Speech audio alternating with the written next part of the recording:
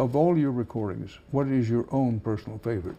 Set aside for the moment what sold the best or anything. Sure. Your own personal favorite. I think I probably would have to choose the last record we did, Clockwork Angels. And you know, every artist says their most favorite is their most recent, and I don't mean just to do that, but there's something about that record that seemed to be a maturation and accumulation of all the various different versions of Rush that we have been over 40 years. Seemed to come together in a really natural way on that record. And I think the songwriting is our strongest and our playing is the most confident. So there's something about that record that's really still I'm quite proud of. I consider myself to be someone that feels the clock ticking a little bit. And I think that's because I lost my dad early on, and my parents came from a situation of, you know, horror in Europe through the war.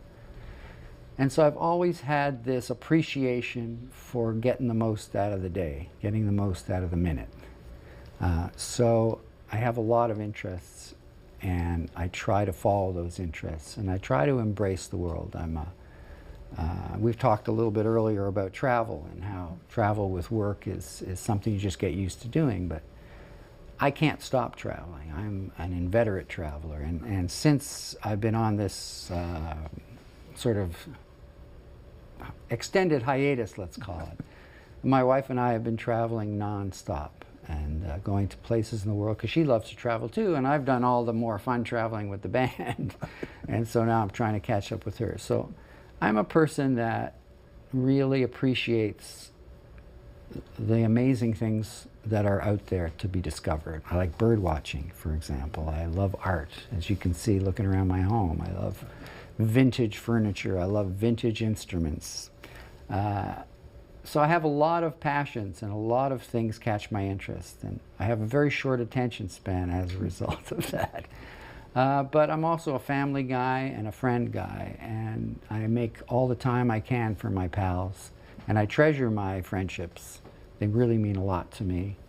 I was blessed with two amazing kids, and I missed a lot of my son's early years because of being on the road, and since seeing the light about that, I like to think that I've made up for it, and I've tried to be a good dad to him, and now he's a dad, so now I'm spending time being a granddad, learning all about that. And my daughter came along 14 years later.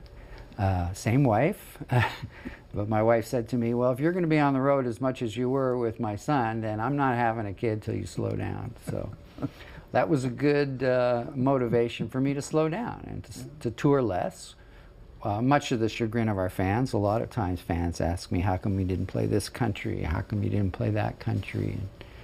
And it's because I'm trying to keep a life together. And you've been together as a band for, what, more than 4 decades? Yeah. Pretty remarkable. Yeah. The same group of people holding together. And your fan base is well known as maybe the most loyal fan base in all of rock and roll. Now, my question is, what's the secret to this longevity? I think I was blessed with meeting two people that, at their core, were considerate people. As far back as I remember, I can't think of a single ego trip that either of my partners ever went on. We just are blessed with nice personalities, you know. The curse of being Canadian is being nice, right? We always say sorry. So I think that's helped a lot, frankly, because, and there's only 3 of us, and 2 against 1 isn't fair, so we never gang up on each other, and when 2 of us do gang up on the other one, even if it's in humor, we always feel a little guilty afterwards. And at the core of it, we share a rock-solid friendship. Early on, we would have these discussions. For example, when someone had written a song, say Alex and I, only 2 of the 3 of the members had written a song, and we had to divide the song for publishing credits and things like that. And we would get in these conversations about, well, you wrote that part, I wrote this part, and it just seemed dumb. So we made a decision very early on. He said, look, the three of us are working on these songs equally. Whether the germ of the idea came from one or two, who cares? They're a product of the three of us. So let's just agree right now that we will split everything, you know, a third, a third, a third, and we never have to talk about it again. And we said, agreed. And so we never, ever had to have that discussion again. And I think that was a big, you know, weight taken off our shoulders, really. It allowed us to focus on the music and not worry about those other things. Now, also, along the way, there have been difficult times. I'm not going to say that it was always sunny and cheery. Before we did our 2112 album, our Crest of Steel album was not doing well, and support for us out on the road was drying up. And the record company thought, well, maybe this was a bad investment. These guys are just getting too weird. And we were sort of faced with, you know, maybe we got one more record they're going to do for us and we'll see what happens. So. And so it was difficult, but we didn't lose our sense of humor through it all. And we came back by making the 2112 album, which ended up being a breakthrough record for us. And so it just sort of helped us gird ourselves in a way and stick together. But I think the friendship thing is no small part of it. Well, you used a phrase I hadn't heard before. You said, well, the three of you think of yourselves as the world's smallest symphony orchestra. For someone who's watching and listening to this and doesn't know you or your music very well, what's the inside joke of we're the world's smallest symphony orchestra?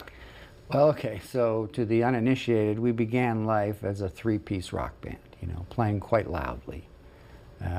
And the music was energetic, and as we got older, we started adding more and more complex arrangements. And then prog rock was starting to become a thing, and they were bringing these instruments like synthesizers, and bands were making records with orchestras. And we kept trying to figure out a way to bring those elements into the band, but not have other musicians. You know, we wanted to do it ourselves. And I think we were always, you know, very defensive about maintaining the troika, the three-man thing. Right. It's okay to bring a new sound into the band, a new idea, but we somehow have to generate that sound ourselves. So, and we became this sort of strange amalgamation of influences. I started playing keyboards. Alex started adding foot pedals. Neil started actually adding, you know, electronic drums that could trigger very different sounds. And slowly that joke of being the world's smallest symphony orchestra was starting to become a reality, because we could bring orchestral music and textures into this three-piece hard rock thing. So that became quite a challenge and quite a lot of fun for us on stage too.